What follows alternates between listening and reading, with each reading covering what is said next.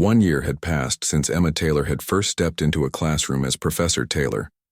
The spring sunshine streamed through the windows of her office as she graded the final papers for her advanced mathematics class. Her office was simple, but warm, with bookshelves filled with mathematics texts and a small chalkboard covered in equations. A knock came at her door. "Come in," Emma called. Dean Patterson entered, smiling broadly. "Good news, Professor Taylor. The board has unanimously approved your permanent position. Starting next term, you'll be a full professor with tenure." Emma put down her red pen and smiled. "Thank you, Dean. That means a great deal to me." "You've earned it," the dean replied. "Your classes are the most requested in the department, and that paper you published last month is already being cited by universities across the country." After the dean left, Emma sat back in her chair, thinking about how much her life had changed in just 1 year. Her salary had allowed Thomas to retire early from his security job. They had moved from their small apartment to a modest house near the university, and most importantly, she was doing work she loved every day. There was another knock at her door. This time it was Mark Jones, a quiet student who had struggled in her class all term. "Professor Taylor," he said nervously, "I was wondering if you had graded my final paper yet." Emma smiled gently. "I have, Mark. Please sit down." Mark sat across from her, looking worried. He was a hard-working student who wanted to become an engineer, but mathematics had always been difficult for him. "I know I'm not the best at math," he began, "but I really tried on this paper. I need to pass your class to stay in the engineering program." Emma pulled his paper from the stack. "You got a B+, Mark?" His eyes widened. "Really? But I've never gotten above a C in any math class." "That's because you've been taught to follow formulas without understanding why they work," Emma explained. "Once you understand the why, the how becomes much easier." Mark looked at his paper in amazement. "Thank you for believing in me, Professor." After Mark left, Emma gathered her things. It was time for the end-of-year faculty reception. As she walked across campus, students and professors greeted her warmly. Emma still found it strange sometimes to be treated with such respect. In the grand hall, the reception was in full swing. Emma spotted Thomas talking animatedly with Professor Mills. Her husband had become good friends with many of her colleagues, and he loved telling stories about "my brilliant wife." As Emma approached them, Professor Mills raised his glass. "Here she is, the author of the most talked-about paper of the year." Thomas put his arm proudly around Emma's shoulders. "I always knew she was special," he said, even when nobody else could see it. Later in the evening, Dean Patterson clinked his glass for attention. "Ladies and gentlemen, I have an announcement to make. Our own Professor Emma Taylor has been selected to receive the Matheson Prize for her groundbreaking work in applied mathematics." The room erupted in applause. The Matheson was one of the highest honors in the field. Emma felt tears forming in her eyes as her colleagues surrounded her with congratulations. As the crowd thinned, Emma found herself standing next to Professor Mills. "Did you ever imagine this would happen when you handed me that chalk a year ago?" she asked him. Professor Mills shook his head. "I was trying to embarrass you," he admitted. "It was cruel and arrogant of me." "And yet it changed my life," Emma said softly. "Sometimes our worst moments lead to our best opportunities." The next morning, Emma arrived early at her classroom for the last session of the term. As students filed in, she noticed a young woman in a cleaning uniform quietly mopping the hallway outside. After class, Emma approached the woman. "Hello," she said kindly. "I'm Professor Taylor." "I know who you are," the woman replied shyly. "Everyone knows your story. I'm Helen." Emma smiled. "Helen, do you enjoy mathematics by any chance?" Helen looked surprised. "Actually, yes. I used to study it before I had to leave school to support my family." Emma reached into her bag and pulled out a book. "This is a good introduction to the topics I teach. If you're interested, I hold study sessions on Thursday evenings." Helen took the book with wide eyes. "Really? You wouldn't mind?" "Not at all," Emma replied. "Everyone deserves a chance to follow their passion." As Emma walked away, she thought about the strange path her life had taken. From Cambridge student to cleaner to professor, and now award winner. Each step had taught her something valuable. That evening, as she stood in front of her small chalkboard at home, working through a new problem, Emma felt completely at peace. Mathematics had always been her true love, but now she had something equally important: the opportunity to help others find their own hidden talents. "What are you thinking about?" Thomas asked, bringing her a cup of tea. Emma smiled at her husband. "I'm thinking that sometimes life gives us exactly what we need, even if it comes in an unexpected package." She turned back to her equation, chalk in hand, filled with gratitude for the journey that had brought her home at last. Emma Clark stood in the courtroom with shaking hands. Judge Richard Wilson looked down at her from his high chair. His cold eyes seemed to judge her before he even spoke. Everyone in Millfield knew about Judge Wilson's harsh sentences. Emma's heart beat fast. She had only tried to protect her daughter Lucy from danger, that was all. She was a mother doing what mothers do. But things had gone wrong, and now she was here. The judge fixed his glasses and cleared his throat. "Mrs. Clark," he said in a voice that filled the quiet room, "this court finds you guilty." Emma felt her world crumble. The evidence that could have saved her had somehow gone missing. Her lawyer had been shocked when key papers disappeared from the court files. Judge Wilson continued, "Life imprisonment, without possibility of parole." The words hit Emma like a punch.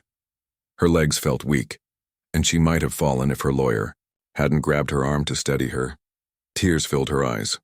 Through them, she saw 16-year-old Lucy at the back of the room, crying with her hand over her mouth. Emma wanted to run to her daughter, to hold her one more time, but the court officers were already moving toward her. This couldn't be happening. This couldn't be real. "Mom!" Lucy cried out, trying to push past the people between them. "It's going to be okay," Emma called back, though she didn't believe it herself. "Take care of Dad, I love you." As they led Emma away, she thought of her husband Thomas. He would be devastated.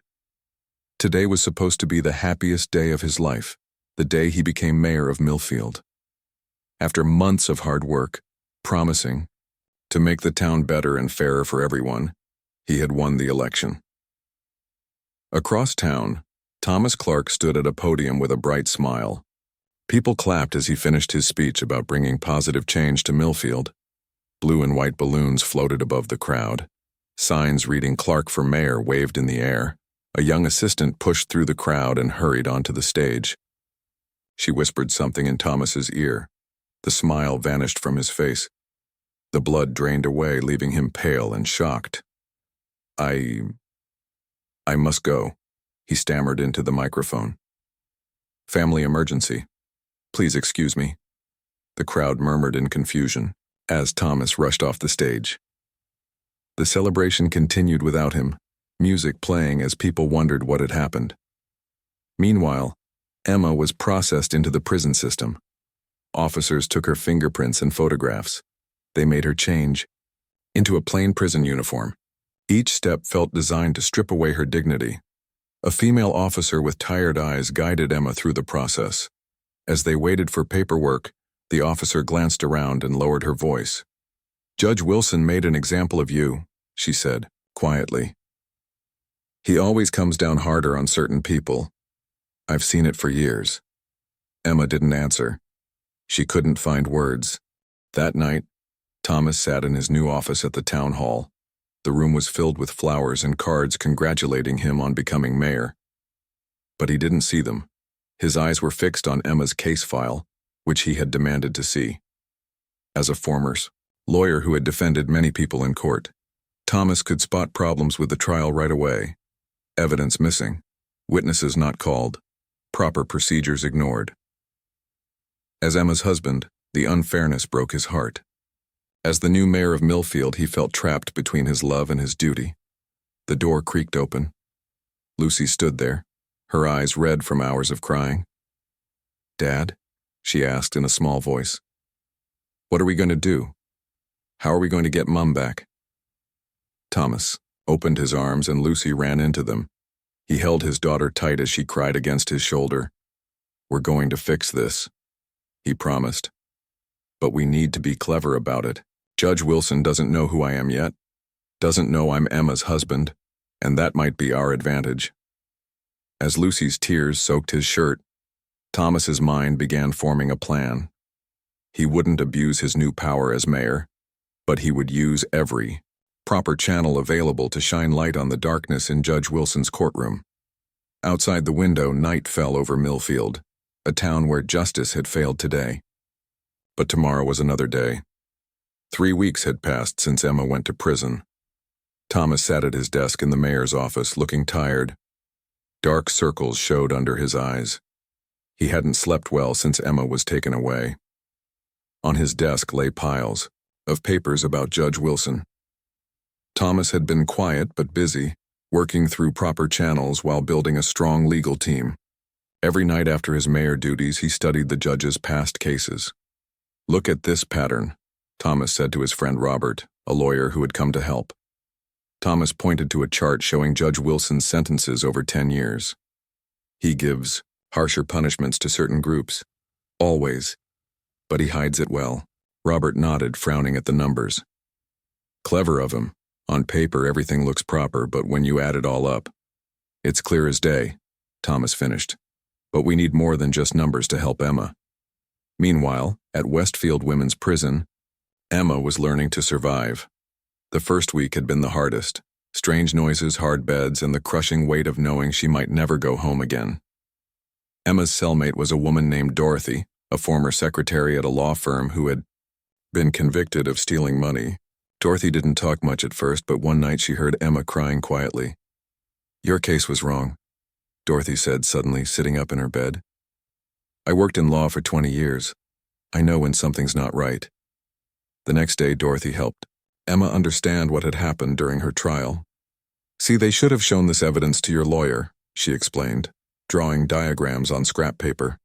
"And these witnesses should have been called." As days passed, Emma met other women with similar stories. During lunch in the noisy cafeteria, a woman named Olivia leaned across the table. "I heard you were sentenced by Wilson," she said quietly. "He buried evidence in my case too. My lawyer tried to file a complaint, but nothing happened." Another woman named Pamela nodded. "Same with me. 5 years for something that usually gets community service." Emma realized she wasn't alone. "There's a pattern here," she said. "If we could get all these cases looked at together." Back in Millfield, Lucy was turning her pain into action. She had started a social media page sharing her mother's story. Justice for Emma was growing, with people from all over town and beyond sharing similar experiences with Judge Wilson. "Dad, look." Lucy showed Thomas her phone one evening. 3,000 people have joined our page, and look at all these comments from people with similar stories. Thomas scrolled through the comments, his eyes widening. The public pressure was building faster than he had expected. Judge Wilson remained unaware of the gathering storm. He continued his work as usual, sitting high in his courtroom, passing sentences with the same cold eyes. He had no idea that the husband of the woman he'd sentenced so harshly was now signing the papers that decided court funding. On a rainy Tuesday, Thomas attended his first budget meeting about the courts. Judge Wilson was there, sitting importantly at the table with other officials. He barely glanced at the new mayor when Thomas entered. "Good morning, everyone," Thomas said politely, not showing any sign of his true feelings. "Before we discuss the budget, I'd like to propose a new transparency initiative for our courts." Judge Wilson frowned slightly. "Transparency initiative? Our courts are already transparent, Mayor Clark." "Perhaps," Thomas said calmly, "but I believe the public would benefit from more open access to sentencing records and clearer explanations of how decisions are reached." The judge's eyes narrowed. "That would create unnecessary work for an already stretched system." "I disagree," Thomas said, still smiling. "In fact, I've already had my team analyze the past 10 years of court records. The patterns are interesting." Flicker of worry crossed Judge Wilson's face. "What exactly do you mean by patterns?" Before Thomas could answer, his phone buzzed. It was a message from Lucy. "Dad, The State Justice Department just called. They want to see all our evidence about Judge Wilson. Thomas looked up at the judge with new confidence.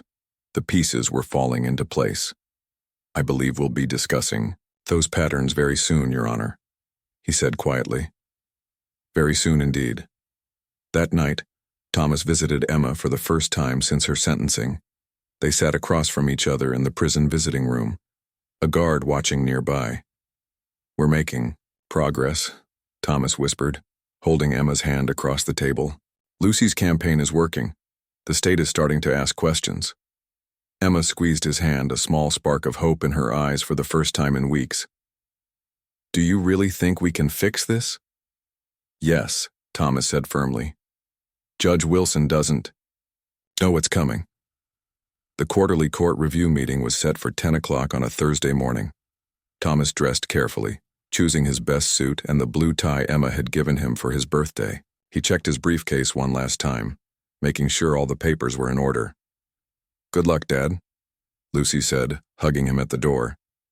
In the 2 months since Emma's sentencing, Lucy had grown stronger and more determined. Her online campaign now had over 10,000 supporters. Thanks, sweetheart, Thomas replied. Remember, whatever happens today, this is just one step. Thomas arrived at the county courthouse right on time. The meeting room was filled with judges, lawyers, and court officials.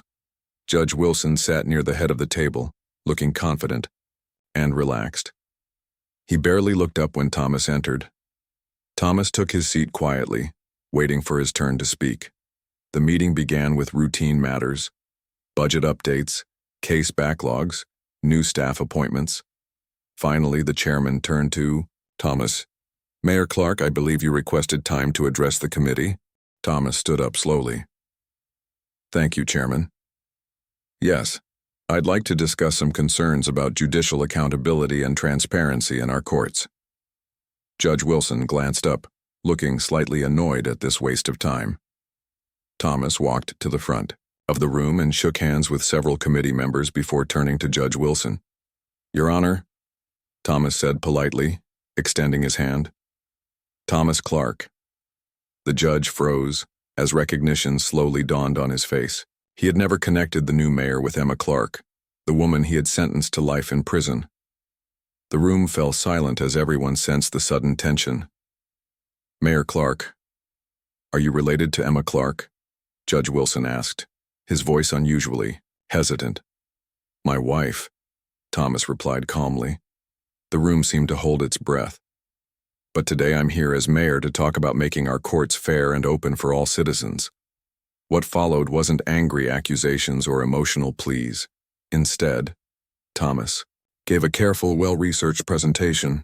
He showed statistics on sentencing disparities that couldn't be explained by the facts of the cases. He presented evidence of court procedures being broken.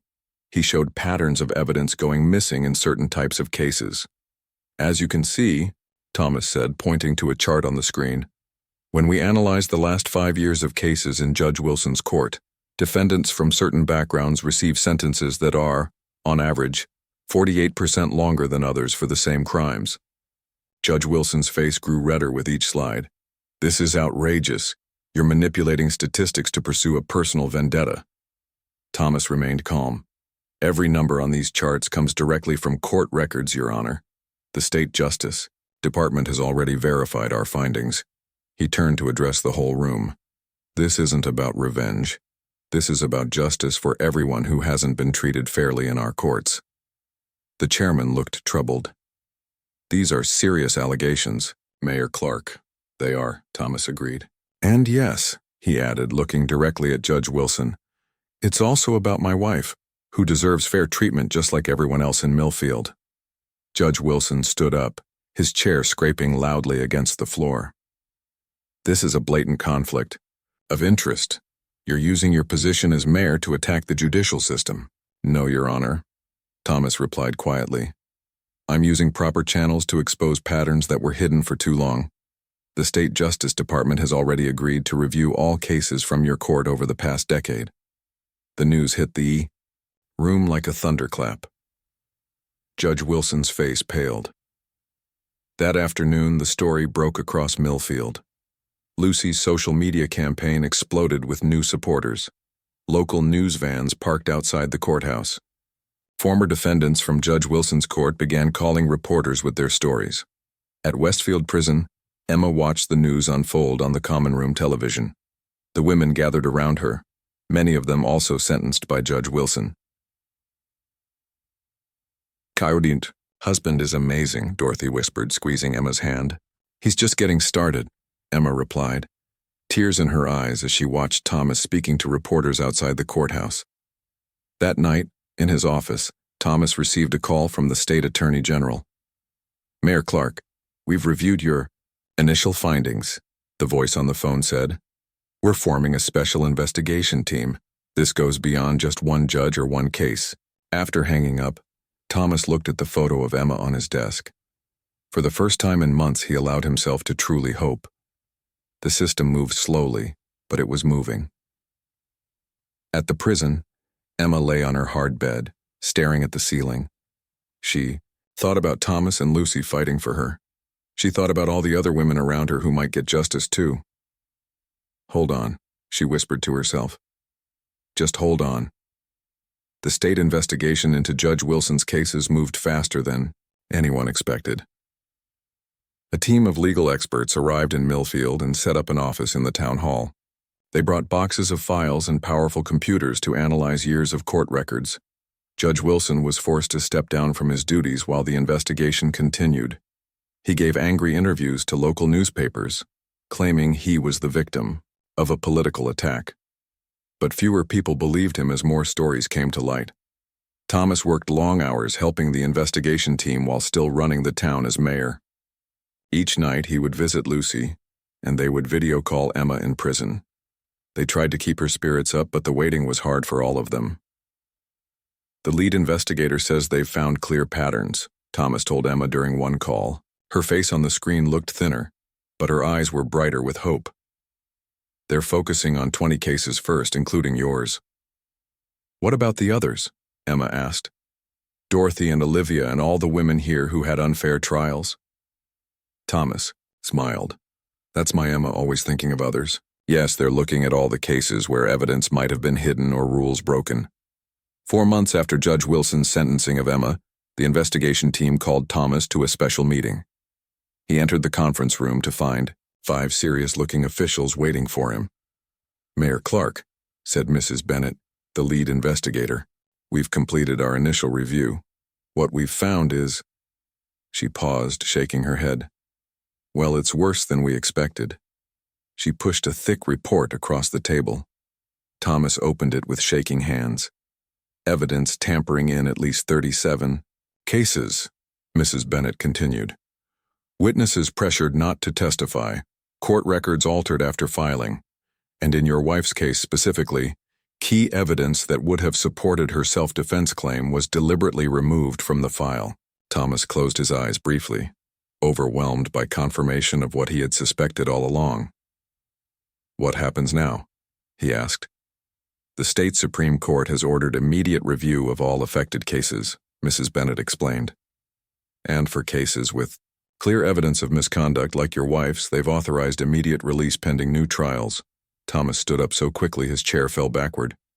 "Emma can come home?" Mrs. Bennett nodded. "As early as tomorrow. The paperwork is being processed now." Thomas rushed home to tell Lucy the news. They hugged and cried and laughed together, hardly able to believe it was finally happening. The next day was rainy and cold, but Thomas and Lucy waited outside the prison gates, not caring about the weather. A small crowd had gathered too, families, of other women affected by the investigation, reporters with cameras and supporters from Lucy's online campaign. At exactly 10 o'clock, the prison gates opened. Emma walked out slowly, looking stunned. She wore the same clothes she had worn to court that terrible day, now hanging loosely on her thinner frame. When she saw Thomas and Lucy, she began to run. They met in a tight hug, holding each other as if they would never let go again. The cameras flashed around them, but they didn't notice. They were together again. That was all that mattered. "I knew you would find a way," Emma whispered to Thomas. "I never lost faith." That evening, the three of them sat on their front porch drinking hot tea and talking quietly. Emma wrapped herself in a warm blanket, still getting used to freedom.